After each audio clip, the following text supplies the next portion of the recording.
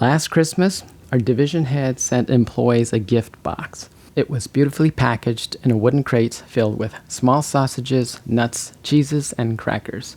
Now, I don't know about you, but we have a hard time throwing away good boxes. So it got me thinking about the number of ways this box could be used. It could be a box to store some wine bottles, or maybe it holds some tools. That's it. I think I'll use it to store some basic hand tools in the garage. The problem with digging into something in the garage is that you'll eventually dig through everything else in the garage. My father passed away a few years ago. He had 5 children and immigrated to America from South Korea in 1974. He had about $100 in his pocket. While he and Mom did well raising his kids to lead productive lives, he always felt he could have done more. The thing about dying is that when you go, no matter how much planning you do, you can't account for all the little evidence you leave behind about the way you lived. I inherited a bunch of his belongings in the later part of his life as he wanted to downsize. Sorting through your father's old tools tells you a lot about yourself. The things that you decide to keep tells you the kind of person you are. I started with the useful items: a corded circular saw, some boxes of drywall screws. I know I could use these. Zip ties? Yes. But what about a bunch of these old rusted gardening tools? I already had new ones, so I was about to toss them when there it was. I saw it.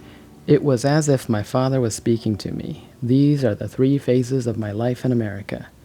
The first set was a Juki screwdriver and wrench.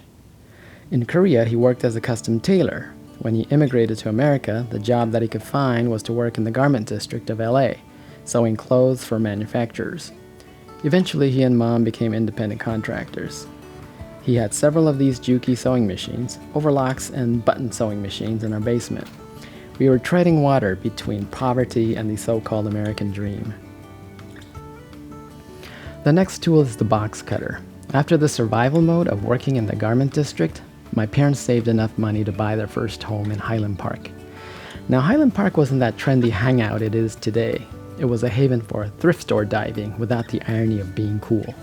Still, it was enough to secure funding to upgrade to a second home in a better neighborhood. Ultimately, we sold that second home to buy a business. It was a small market in the Redwoods in Northern California where pot growers lived alongside hippies and Native Americans. Dad painted the word market on the side of the building so that passersby would know what it is. It's a market. Every other day a truck would stop by with produce, groceries, and sundries. They all came in boxes. Some were thin, some were thick, some were wet and soggy by the time you made it to the store. But they were all cut open with the box cutter. This box cutter. This box cutter didn't just open boxes though. It opened opportunities for college education for the kids, real estate investments, and vehicle upgrades. This brings us to our third set of tools. He eventually sold the market and dabbled in the coin laundry business when Mom passed away. Still, after Mom left our lives, Dad wasn't the same. He took to gardening to console himself. So this is my Father's Day gift to my father. It's made from his own tools and a wooden box from my boss's boss. It started out as a gift for him. As it turns out, though, it was my father's gift to me. 미국 잘 온 것 같아요? 미국엔 잘 왔지. 왜? 너희들이고 미국에 올 때에는 한국이 굉장히 가난한 나라였어. 예, 그때는 세계에서 아마 가난하기에 둘째가라면 서운할 그런 시절이야.